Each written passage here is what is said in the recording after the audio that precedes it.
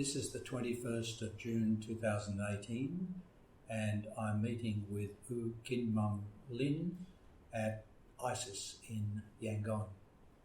So, Khin Maung Lynn, if we could start with where and when you were born, your early life. Okay, I was born in 1951.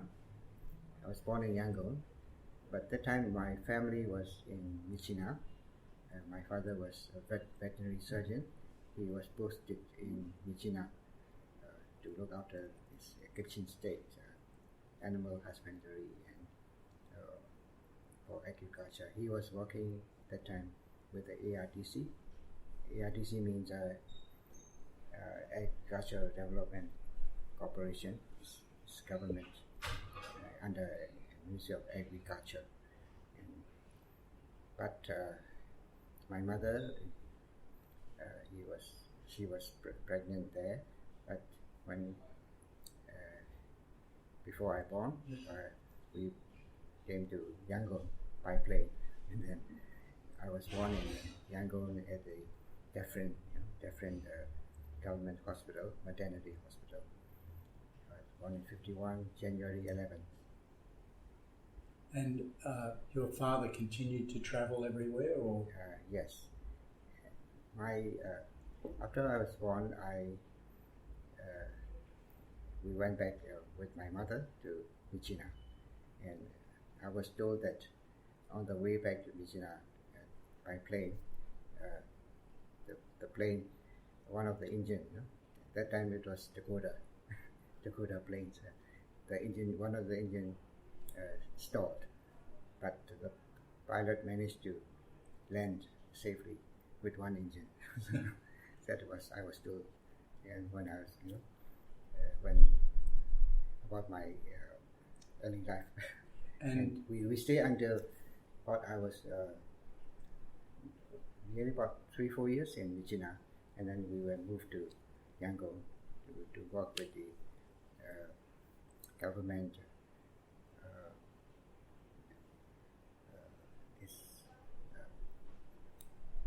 What do you call this? Milk dairy factory in the 9 Mile. And that's during the national government time? Yes, early 50s. And can you remember much about your daily life as a little boy?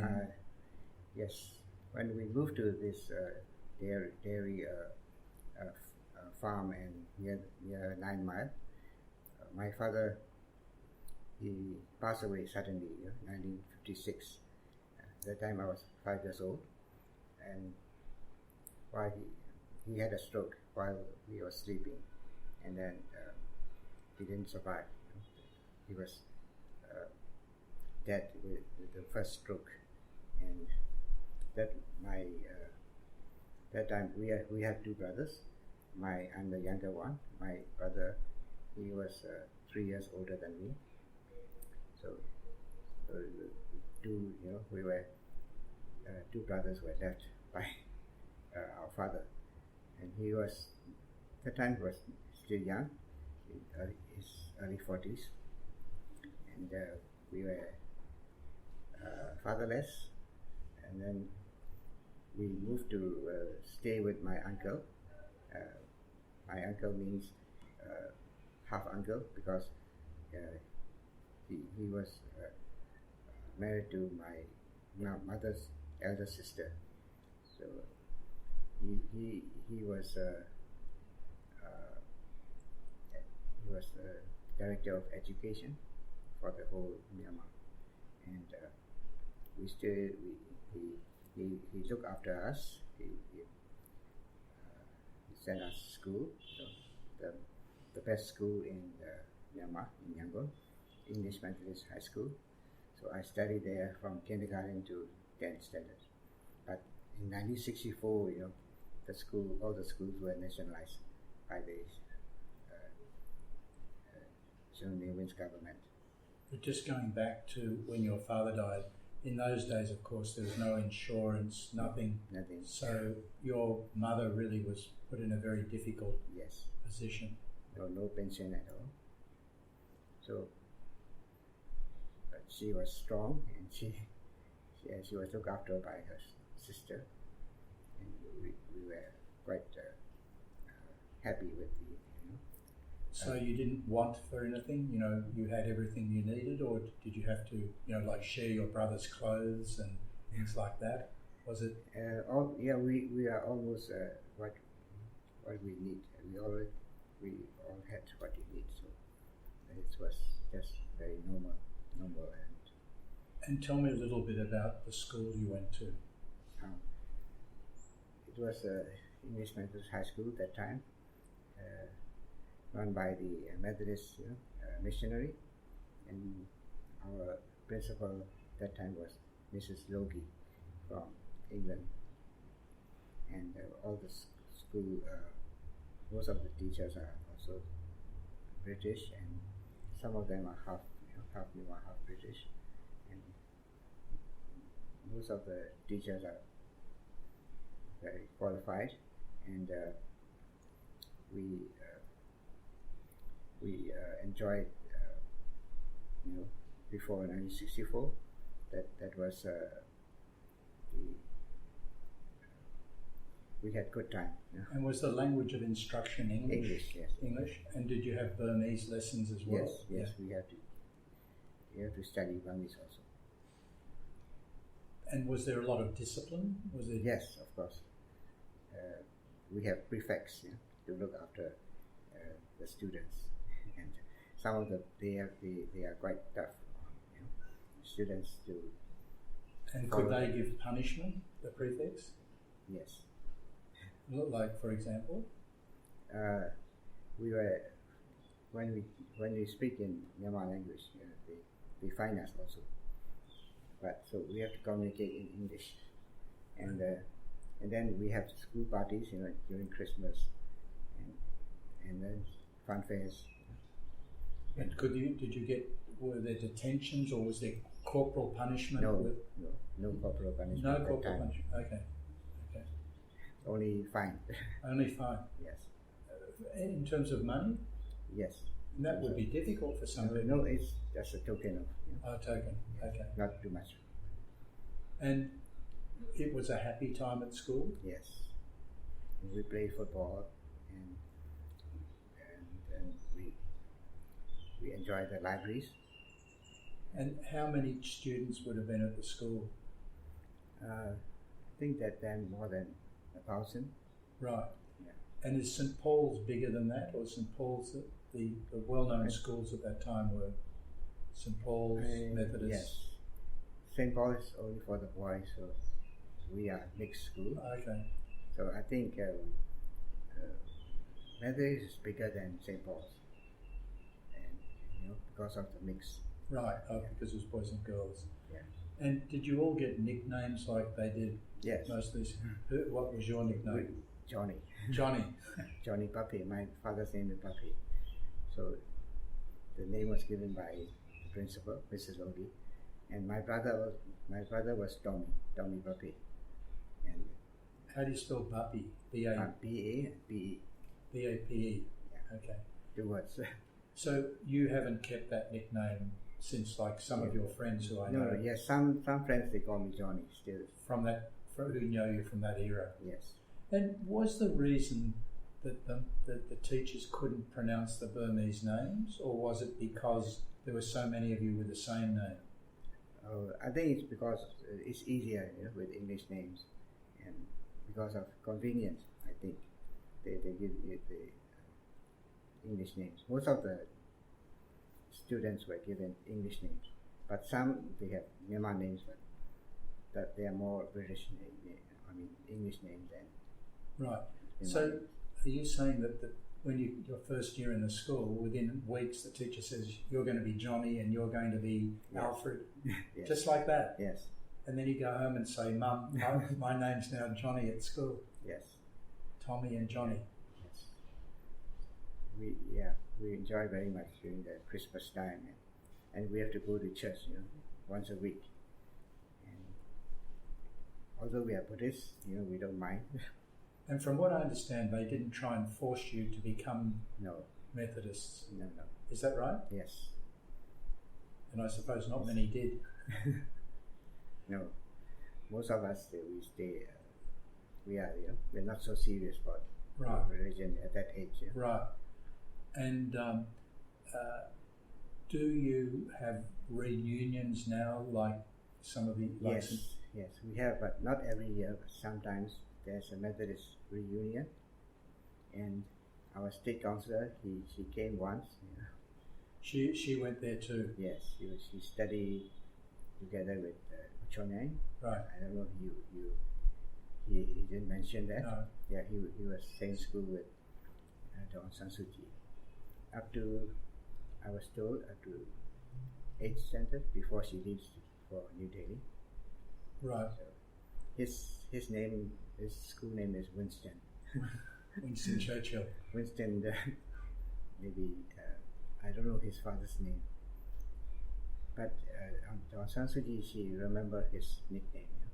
Did she have a nickname? I'm not sure. I don't know. She must have, right? She's maybe. Well, you're saying all the kids had nicknames. Yeah, I've never heard. Most of the kids. Right. Yeah, that I have no knowledge. So, in 1964, following the military takeover in '62, the schools were all nationalised. Yes. Were you still at school then? Yes. So what happened? The new principal came. The former principal went back to England. New principal, and he's from Myanmar. And most of the teachers stay on, but slowly some of the foreigners they went back also, and then the school was not well disciplined, like before. And there are more students in the class. The teacher-student ratio has changed, and the teaching also not so serious. But you could still be taught in English?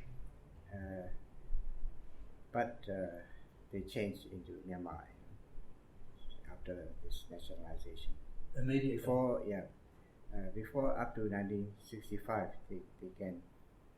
we can still sit for the matriculation exam in English. It's up to you to choose for the English of Myanmar. That's a government exam before you go to university. But from after maybe I think 66, 67, all you have to sit exam in Burmese, answer in Burmese. And the teaching was then in Burmese? Yes. So we have to get the textbooks in Burmese. But there wouldn't have been any textbooks in Burmese. No, right? At that time, yes. Up to the high school level, we have Burmese textbooks for the science, right, and other subjects. So, and then English standard also went down. Right. Because of this teaching method, right. Change in teaching method. And so you finished school 68. In 68 with Burmese being Yes. the language. Yes. And then what did you decide to do? That time we have this every grade system, ILA system. I forgot the long name, but it depends on your marks. If you have high marks, you can join professional universities. But if your mark is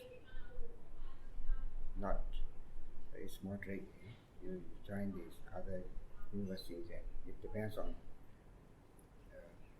stages, levels, universities. Those who have high marks, they join the medicine, right. Like my friend Kenny, and then some join the engineering school, RIT, Ranking Institute of Technology.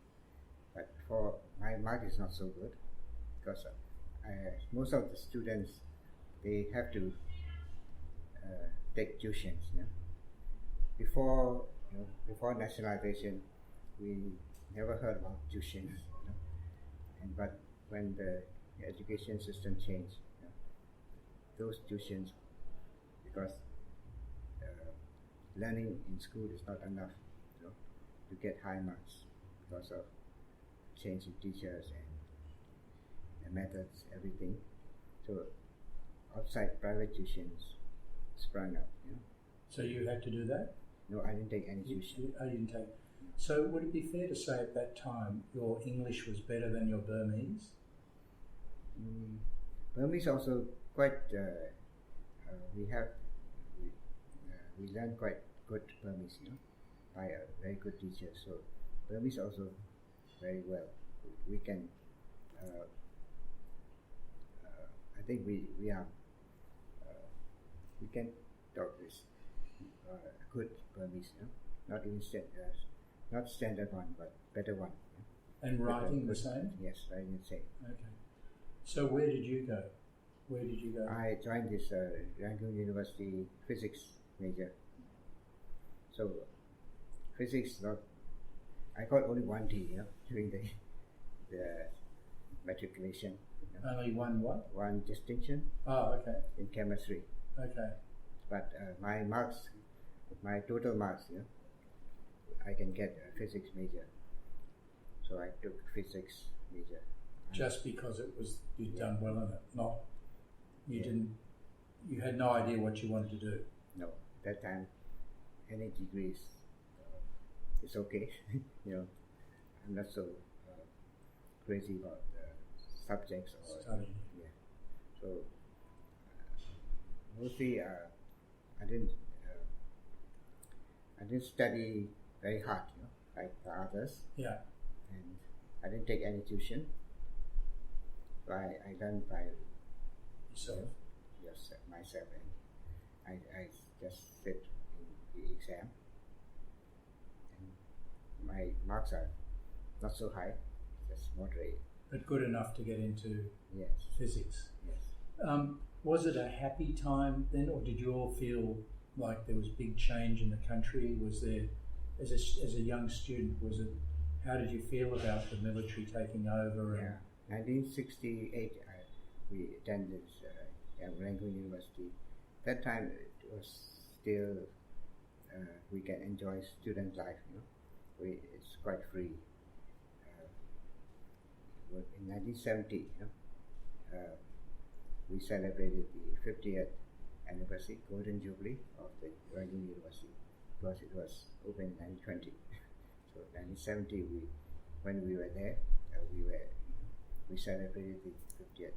And it was quite a well, organized celebration. We enjoyed it. And in the university, I also joined the University Training Corps. The UTC, we call UTC. UTC is a auxiliary force, volunteer force for the military training, for the students only. And some of the lecturers, they are captains and lieutenants, majors. The professor, the rector is our head of this UTC. And the army, the military sent some instructors. We have the special unit. So you practice with guns and things like that? Yes, we have this. During our holidays, we have to go for camps, camping in Pongji, once in Mechila, which is quite far. We enjoyed it very much. On the third year, we went to Mechila for 1 month training for the live fire and for we call LRP, long range penetration for I think about 20 miles. Wow. And did many people join this? Or? Yeah, most of the interested people, young people, those who want to become officers in the military, they join. But you know how the students have always been politically active in that time was it's okay. Not so many problems like in 1988. So I joined this for all 4 years of my college, university life. So I was when I quit, when I finished my university degree, I was corporal, corporal. You're in charge of a section. Yeah, in the UTC, and some of my friends, they joined the OTS, officer testing, officer training School, yeah, OTS, and then they become second lieutenants. And did you plan to have a military career? No, because 1968, in 1965, my brother, my only brother, he joined this military academy in Yangon, DSA, Defense Service Academy, and he became second lieutenant in 1969, because they have to study 4 years, from 65 to 69. And then he was a commissioned officer, and was posted to the central Burma, Tarawati. And because we are only two brothers, so he asked me not to join the military, because he asked me to stay near my mother. So I didn't join the military. Although I would like to join, but when I got my degree in 1972, I chose not to join the army. He also prevented me.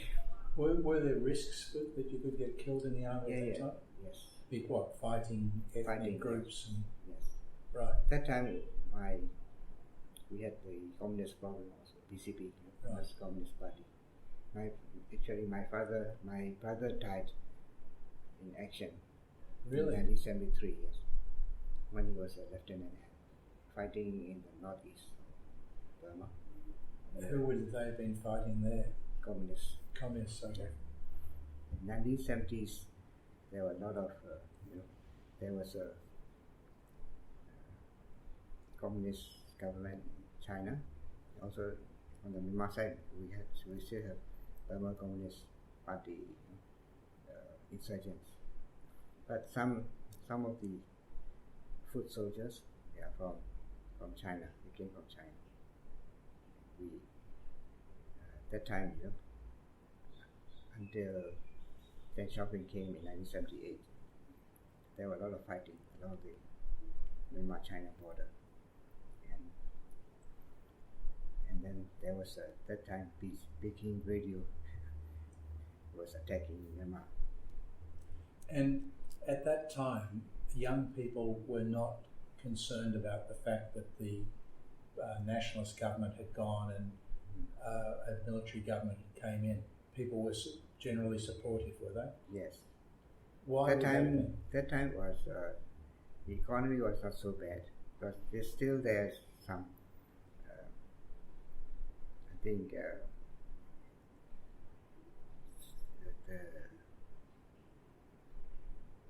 we had good economy in 1950s and 60s, and until 70s, the old system still running, and country not so bad, but slowly, like a machine, stopping. Slowly, all these previous good things have gone, and then life became worse in 1988, due to this. But in the early 70s, still, even the government is not doing not good. People still not so. They can still survive. Right. Yeah. And did people know why the government had changed? What did people think? Why did they think that a military government took over? You're a university student, just about, right? So was it that they, the explanation was it was, that the old system was corrupt and that they would clean everything up? What was the reason they gave to you? Yes. The students had the head-on with the government in 1962, as you know, in July 1962. There was the army took over the students' compound, and several students were killed. It's 1962, when the military took over, the General Navy took over, he clashed with the students because the students want to build a union. The government, the military, they blown up the students' union building inside the university. When just after the entrance, the main gate, on the right side there was a student union, which was an old building where General Aung San and most of the student leaders were used their office. But that building was blown up during the student demonstration because they blown up by the military. Yeah. Wow. So the government, I think, overdone it. They shot some of the students, and then arrested many of them. So starting from July 1962, the relationship between student and government, especially the military, at that time was military government, was so bad. From then on, that's been a But clash. you weren't involved in No. that? That time, 62, I was Still, yeah. yeah, Not yet. I was 11 years old. Yeah, you were still 11 years old. But in 1967, we had this China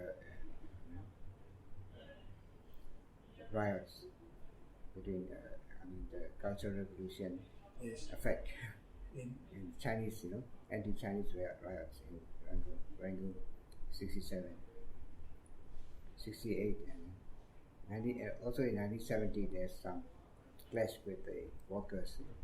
74 also some clash between government and the workers. That since that time, the workers and the students on one side, and the military government is on the other side.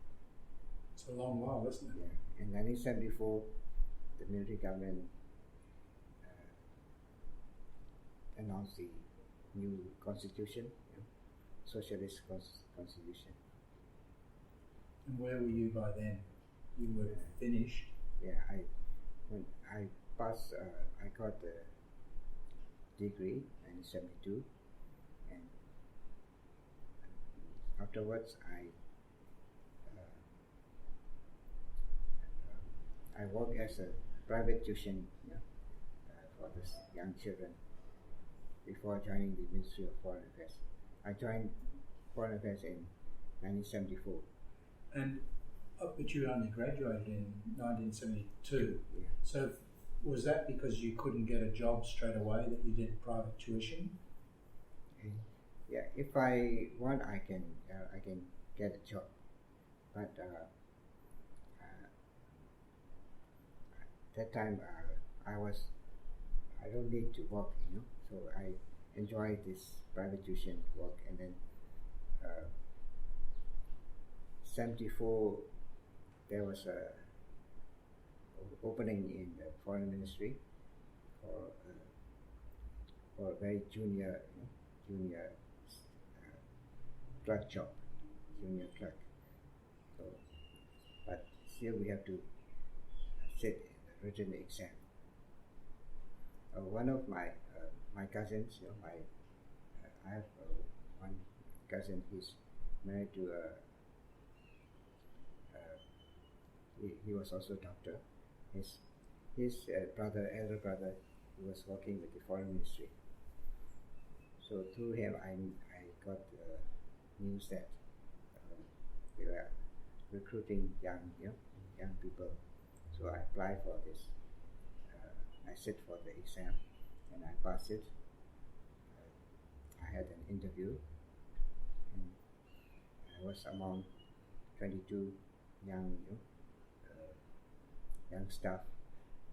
Out of presumably hundreds of people would have applied, right? Yes, who joined this in 1974. But had you any idea what it would mean joining? Not very much. Just as a foreign ministry, where I have more interest than other ministries even as a junior staff, I don't mind. Right. Because we have chance to sit for the officer exams from inside us. Right.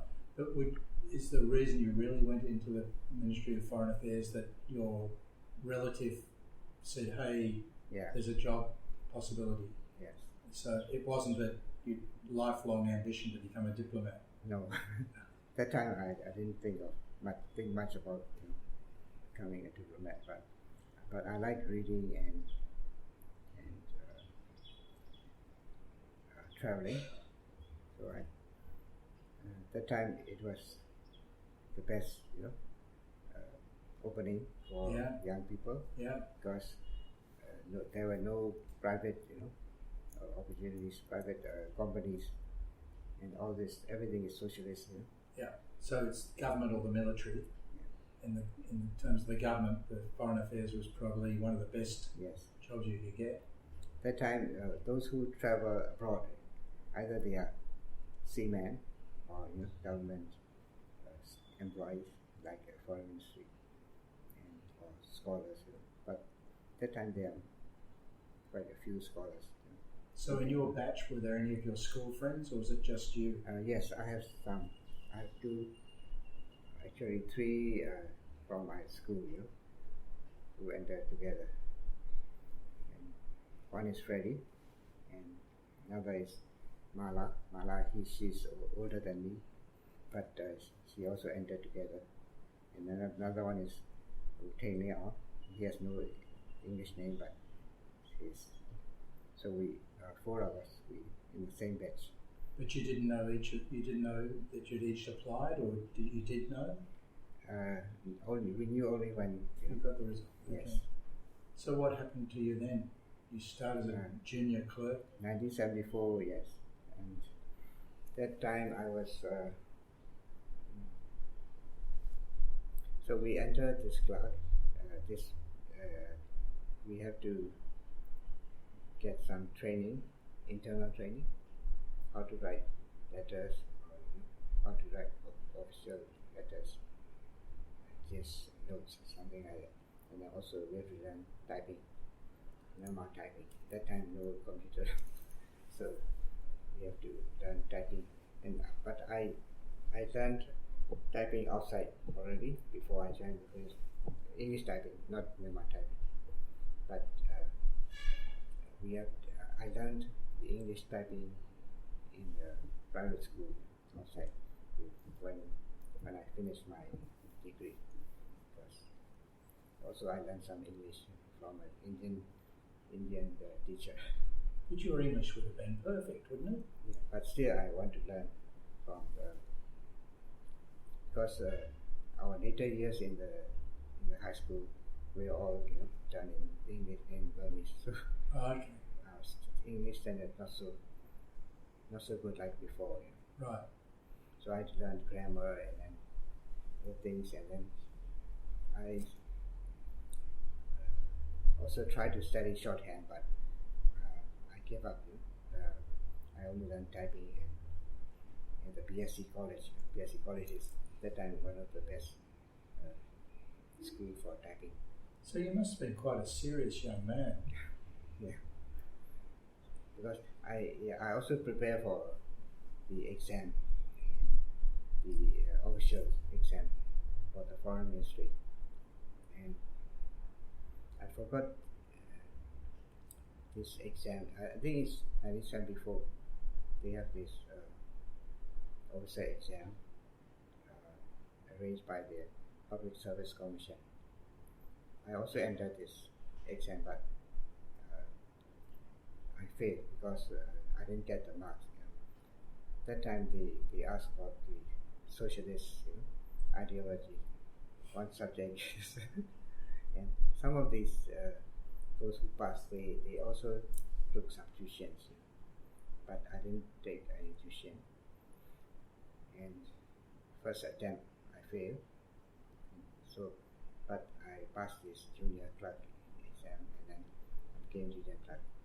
And then we have to go to Hongji for 9 months training for civil service as a junior clerk. But different.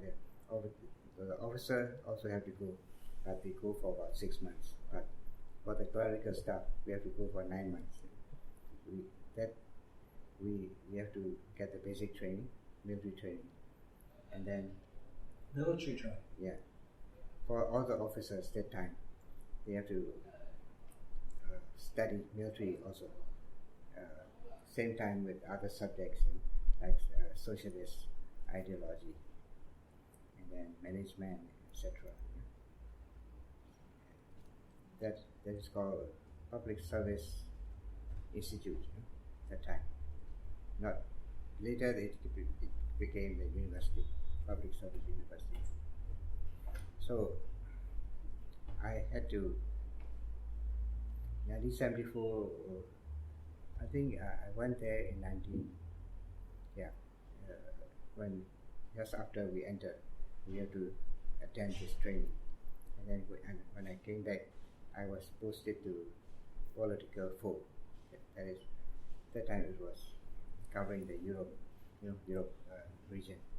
So when I met him, he was my boss. He was that time was assistant director at the Europe division. So I worked under him from 1974 to 79 for 5 years before I was posted to London. Posted to London? Yeah, 1979 I was posted to London as an attaché, not yet officer, but as an attaché. But not like military attaché? No. The youngest. It's like third secretary? Lower than third secretary. And under third secretary there is a chancellor, chief of chancellor. Chief of chancery is a we call it chief of chancery is not officer, but the highest rank in the staff, clerical staff. Okay. Under him there's a attaché.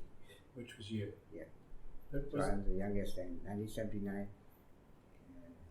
I think in November I went with my family. I was married in 1975. After you got a job? Yes. And then And was that an arranged marriage or? No, love marriage. Oh. Yeah. My wife also was my distant relative. Mm-hmm. My mother and her father is some kind of relative on my mother's side, and we were neighbors, so we know each other. So that's we say, marrying the girl next door. Yes. And she's at the university also. She was a maths major. She's 1 year junior to me. Okay. So she came to London with you in 1979. I got my first daughter, 1977. Right. Before I was posted. 77. So so 2 years daughter and my wife and myself we went to London. So we stayed until 1983. My second daughter was born there in London, 1981. One British in the family. Yeah. And did you get I know in those years, did you really get enough to live on with your salary and your conditions there? Yes. You did? Yes. Because that time was, when we entered the foreign service, as junior clerk, we got only 126 jobs. I can't work out what that would be now. It'd be nothing now. Nothing, yes. 126 jobs is what if you say thousands of dollars? That time the official rate is about $3.5 to $1, so it's about $100. Right. That's what you got when you were in London? Well, that's what you got when you started. In London, we got nearly £200 Really? for a month. And accommodation was paid for? Yes. And what about schooling for the kids? Schooling in London, we don't need to pay. It's a public education. Right. I sent my daughter to infant school. Right. So no need to pay. And £200 a month was enough for you to live okay? That time was enough. I can even save some Right. money. Right. And of course it was much better than people back here. Yes, Right. of course, because of foreign service allowance. Right. And then child allowance. Child allowance is nothing compared to now. So 1979 79, to 83. 83. And then what happened? My second daughter was born in 1981. Yeah. She was born there, but she cannot get British citizenship because we have to stay for 5 years after birth. Right. So in London, I sit for the officer exam in the embassy. That time I passed because I think it's 1983, early 83. We have to sit all these eligible staff can enter this official exam. So, but we have to take the exam same time with the Myanmar. All Myanmar over time. the world? Yes, all Wow. over the world. So in London, it's the morning, in about 3 o'clock in the morning. Because 9 o'clock in Yangon. So no cheating. No cheating. But what sort of exam would it be? Like where is Russia or? Oh no, yeah, general knowledge, Myanmar, and then English. 3 questions. Essay. Essay, and also there are some grammars and everything. Okay. Yeah. And you couldn't prepare for it?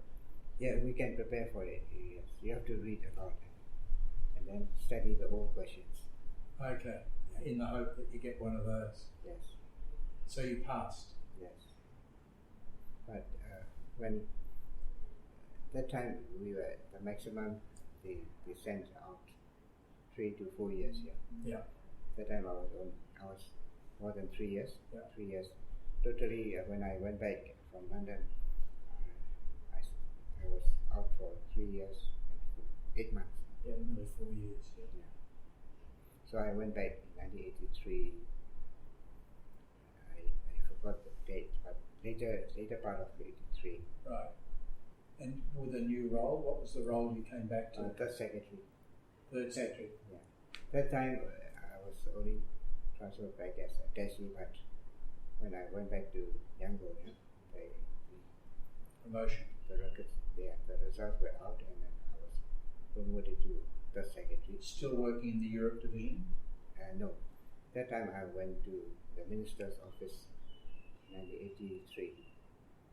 I forgot which, but we have to rotate every 6 months. Yeah. Departments and inside the ministry. So as on-job training. 1983 I went back and we have to attend this civil service academy again. Not in Yangon?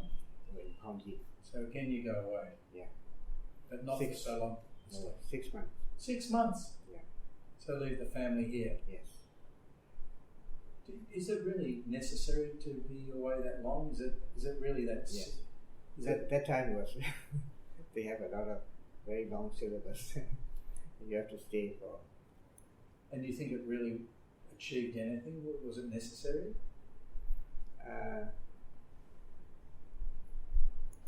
It's you have no choice, Yeah. You have to attend it.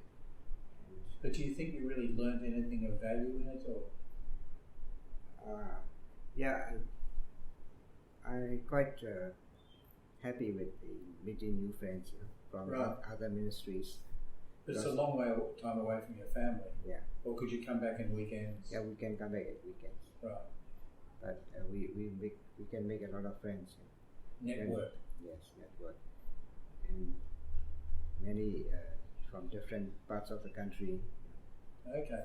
So that was a very valuable 6 months for you. Yes. And I enjoyed the military training also.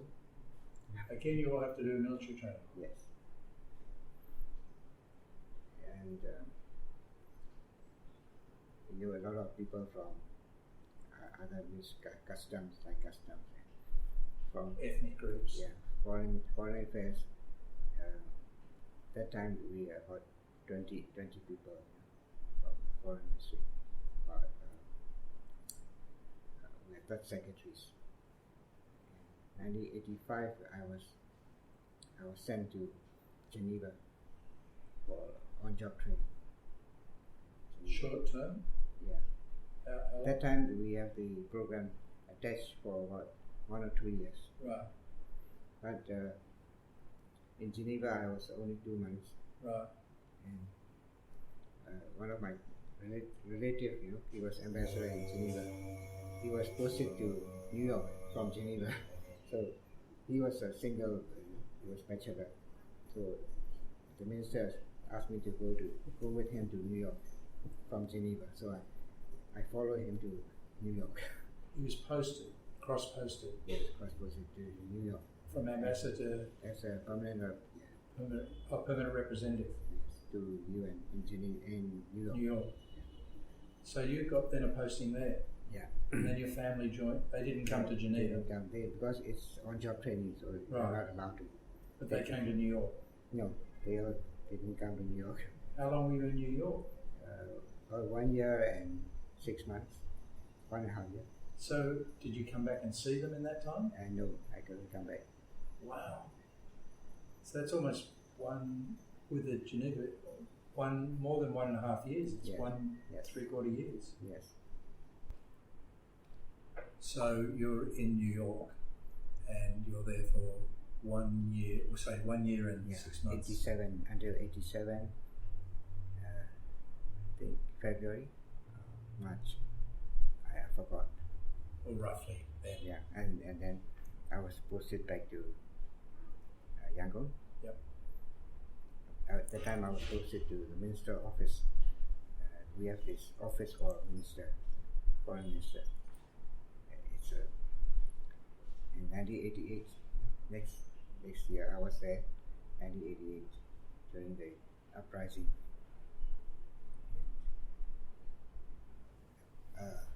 That must have been a good position, though, wouldn't it have been? Wouldn't it have been a useful position to be in the minister's office? Yeah, we have to work under the principal officer. Principal officer is aide to The minister. minister. But it would give you a lot of connections, I imagine. It's an important office for the ministry because of close to Correct. minister. And was it a military minister at that time? At that time was yes. That time minister was Yakov. Yeah, Yakov. Okay. He was ex-military. Yakov. Because when you say military, they used to take their uniform off, right?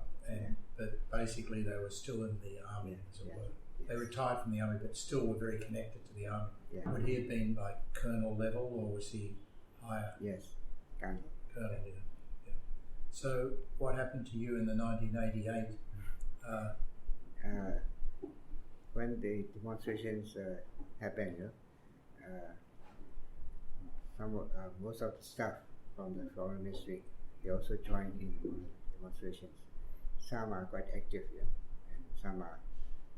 It's up to the individuals, and some have more political ambitions. But for us, because of this minister office, we gonna join like others, many times. But I think we join also, but later and from the back, not in the front. So, and you know what happened after the military take over?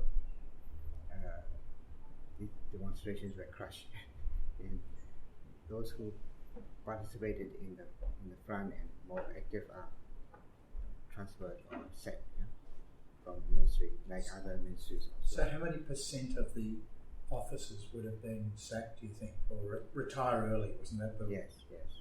would have been Some are 10%, sent to 20%? some are transferred to the Ministry of Home Affairs. Right. But most of them they quit. But what I percentage? think percentage means that time. I think I don't know exact, but I estimate about nearly half.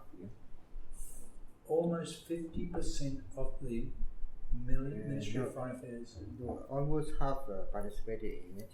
Yeah. But, That's half of all employees in the Ministry of Foreign Affairs. yes. Wow. And would that be same in other ministries, or Ministry of Foreign Yes, Affairs? it's the same in other ministries also. Right. Because the Ministry of Foreign Affairs people would be more internationally educated, right, too. Yes. So you'd expect them. And of the 50% that participated in some way, how many got retrenched? Or I think about not the junior ones, officer or lower ranking people. Not many are sacked, but top people, only the top people, those who are in the leading part. right. So I think about nearly more than 10, or between 10 and 20%. Percent. Yes. And that must have left a big hole in the Yes.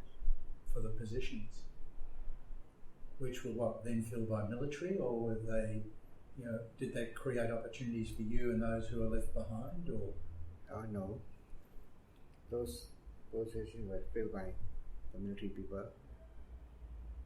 So all the ambassador roles just immediately filled by, Yes. right. Because there's no trust in civilians. Right. And when, you say they didn't, of course, dismiss the junior people, but would there have been like a black mark against their name, like they would have known, they would have kept a record? Yes. I think that's a usual thing to do. Maybe some of them, maybe they are on the watch list, but I'm not sure, because it's their own system of watching the people. Sure, the MI era. Yeah. Yes. But there was anyone jailed? Any people jailed, or was it mainly just dismissed? I didn't hear about anyone who Right. was jailed, but only dismissed and transferred or recalled. Right. Yeah. And so, what happened to you then? You were in the minister's office. We are quite junior, and we are not so active participants, so it didn't affect us. But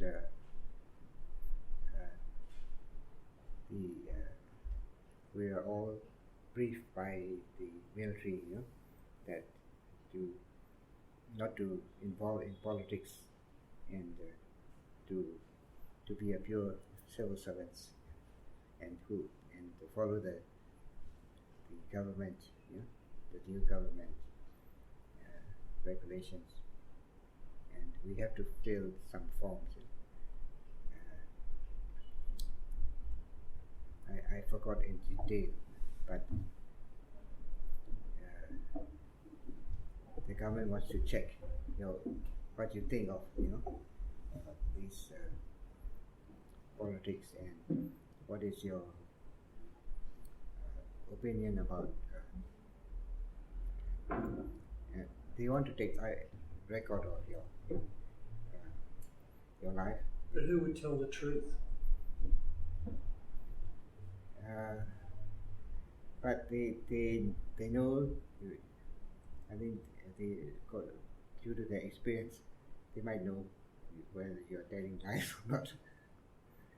Some of the people got trouble because of what they. Right. Yes, that's the rule in the forms. But for me, this problem didn't affect me. So in 1989, I was posted to Tokyo As what, third secretary, to our embassy there.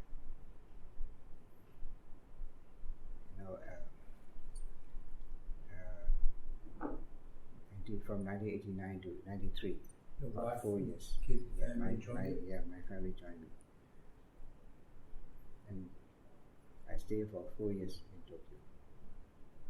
And I was there in 1990, during the first election under military government. And So a good time to be out of the country. yeah,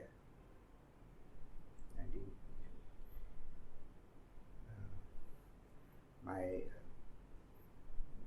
two children, they went to school in Tokyo. To learning Japanese or learning? First, I sent my daughter to Japanese school, but she didn't like it. Yeah. So I tried the Sacred Heart, Okay. the mission school Yeah. in Tokyo, and I get asked to give me with the half price. And would the government pay? No, Would you not have for to do it school. out of your salary? Yes. So again, it must have been not easy. No, not Japan easy. is Yes, expensive. It's expensive. But my two daughters, they study about 3 years, with the Sacred Heart, 3-4 years, and they enjoy it very much. So then 93 you came back? Yeah, 93 came back to. I was promoted to second secretary over there, and before I came back, I sat for this first secretary exam in Tokyo. And it was internal, but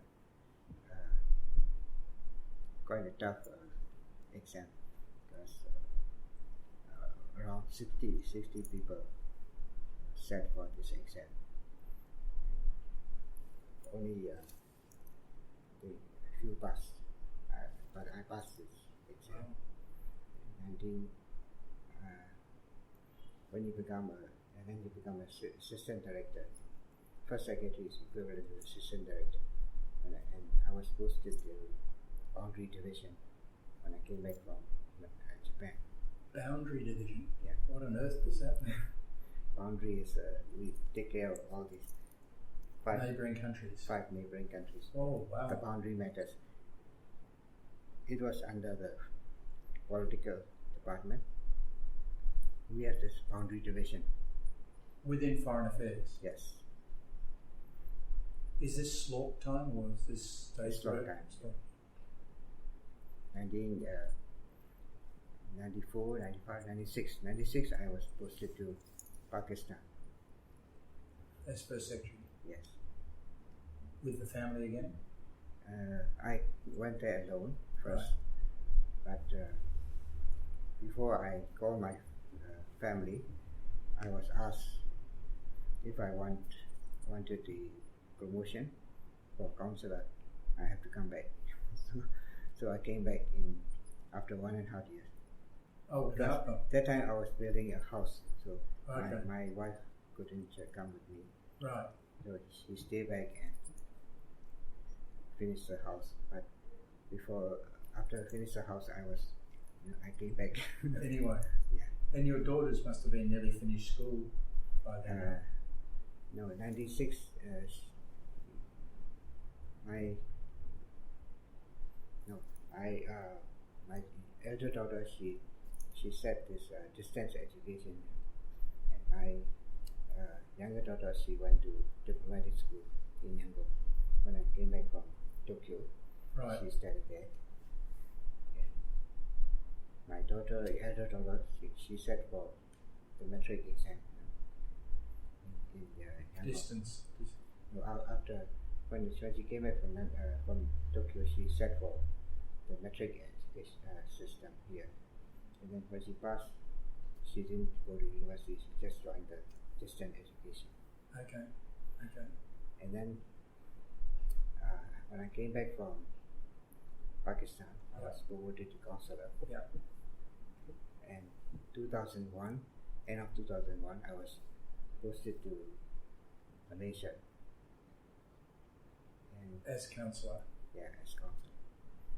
So, which is number 2 to the ambassador, right? yes. Yeah. So my elder daughter, she studied her master's degree in Malaysia. She finished her master in MBA. Oh, wow. Yeah. And the younger one stayed here? Younger one, she studied in Malaysia also. Oh. She finished her bachelor at the college in Malaysia. So were you 4 years in Malaysia? Yeah, about 3.5 years. Which takes us up to when? 2004, 2001, end of 2001 to 2004, November, I think. Right. November. I was cross-posted to Philippines from Malaysia. Again as counsellor? Yeah, at that time I was promoted to Minister Councillor in Malaysia. Right, okay, which is the number 2. Yeah. And of course, there's no possibility to be ambassador because they're all military. Yes. All military people. Yeah. So in effect, the only professional in the the only senior professional was you. Yeah. Yeah. So I was in Philippines for 9 months. Right. I was for total 2 posts. More than 3 years. I had to go back in 2005. Why? Because it's more than 3 years and maximum period 3 years abroad for a posting. Ah, so they add the 2 together and more than 3 years. yeah, got to come back. Yeah. Why, to give an opportunity to someone else to go? Yes, because 3 to 4 years is maximum. So in 2005 I came back to Myanmar. I was director with the Southeast Asia Division. Right. And in 2006, early 2006, we moved to new capital, Naypyidaw. 2007, again I was posted to Saudi Arabia in August. Again as Minister Councillor. Yeah. 2007, I was sent with other 2 colleagues to Saudi Arabia to open a new embassy. And I bet your wife didn't want to join you. She later joined. She did? Yeah. Okay. And my 2 daughters also joined Really?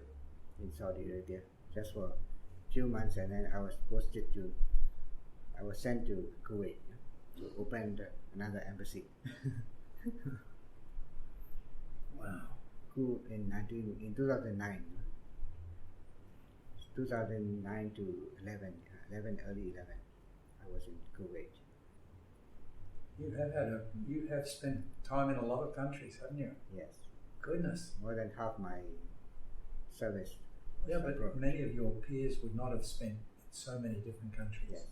Because I was cross-posted 3 times. Yes. To Geneva, New York. Yeah, Geneva, New York. Yeah. And then Malaysia, Philippines, and Saudi Arabia, Kuwait. Right. That's why I got 9 countries. And then what happened to you? I retired in 2011. And is that at retirement age? Yes. Which is 60. 60, okay. I was born in 51. So Yeah. 2011 I was 60. So I retired when I came back from Kuwait. And there's no option to extend? No. That's it?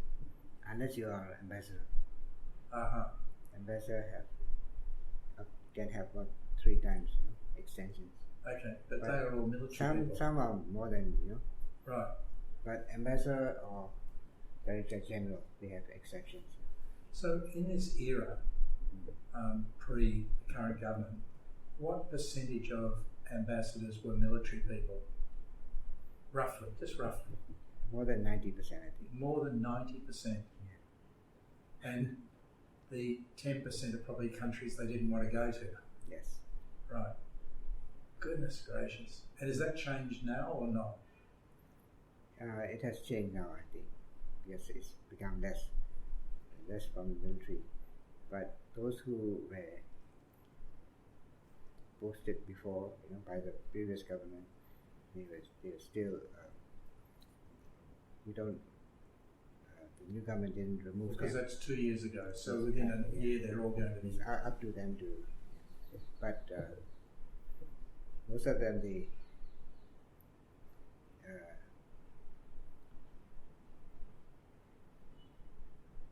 government, some of them, the government gave extension, but it's up to them to decide if they want to stay on, they can stay on.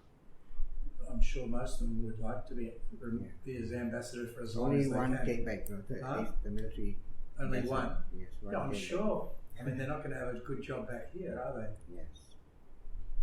And from 2011, after you retired, you've been involved with NLD or? No, I didn't join anything. I was not doing anything. 2011, 12, but starting from the end of 2012, I was working with the ISIS because